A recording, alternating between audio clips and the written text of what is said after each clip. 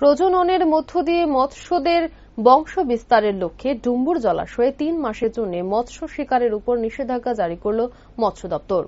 22 June থেকে আগামী 21 September 2023 পর্যন্ত 3 মাসের জন্য ডুম্বুর জলাশয়ে মৎস্য শিকারের উপর নিষেধাজ্ঞা জারি করেছে গন্ডাছড়া মৎস্য খামারের ফিশারি সুপার মদন ত্রিপুরা।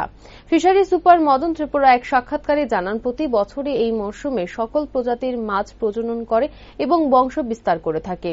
এর জন্য প্রতি বছরের এই মরশুমে 3 মাসের জন্য ডুম্বুর জলাশয়ে মৎস্য শিকারের উপর নিষেধাজ্ঞা জারি করা হয়ে থাকে। এই বছরও ব্যতিক্রম নয়। এই নিষেধাজ্ঞা অমান্য করে যদি কোনো ব্যক্তি ডুম্বুর জলাশয়ে মৎস্য শিকার করে এবং তা যদি প্রমাণিত হয়, তাহলে আইন ভঙ্গকারী ব্যক্তির বিরুদ্ধে আইন অনুযায়ী ব্যবস্থা নেবে মৎস্য দপ্তর। ফিশারি সুপার মদন ত্রিপুরা আরও জানান, 3 মাস যাবৎ ডুম্বুর জলাশয়ে মাছ ধরা বন্ধ থাকার সময় প্রত্যেক মৎস্যজীবীকে প্রতি মাসে 1000 টাকা করে 3000 টাকা অনুদান দেবে মৎস্য দপ্তর। সবাইকে নিউজ মিডিয়া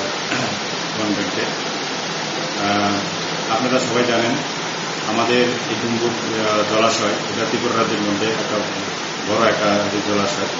তো আমরা ফিশারি ডিপার্টমেন্টের মাধ্যমে প্রতি বছরেই আমরা বছরে 3 মাসের জন্য জলাশয়টা বন্ধ রাখা হয়। তো এই বছরও আমাদের টিটিআইডিসি অথরিটির উদ্যোগে আদেশ অনুসারে আমরা এই বছরও আমরা 3 মাসের জন্য বন্ধ করতে যাচ্ছি। তো ওইটা হচ্ছে আমাদের এই জুন মাসের 22 তারিখ থেকে আগামী সেপ্টেম্বরের 21 তারিখ পর্যন্ত 3 মাস জলাশয়ের মধ্যে মাছ ধরা বন্ধ থাকবে। তো এই বন্ধ রাখার মূল উদ্দেশ্যটা হলো, তো আমাদের যে আপনারা জানেন যে আমাদের যে জলাশয়ের মধ্যে যে বিভিন্ন প্রজাতির মাছ আছে, ওই মাছগুলি জুন, জুলাই, আগস্ট, সেপ্টেম্বর পর্যন্ত তারা প্রজনন করে বংশবিস্তার করে। তো এই সময়ের মধ্যে যদি মাছটা ধরে, তাহলে আমাদের যে ডিমযুক্ত যে মাছগুলি প্রজনন ক্ষমতাযুক্ত মাছগুলি যদি ধরা পড়ে, তাহলে তো আগামীতে জলের মধ্যে মাছ থাকবে না। এর জন্য আমরা এই বন্ধটা দিয়ে রাখার মূল উদ্দেশ্য।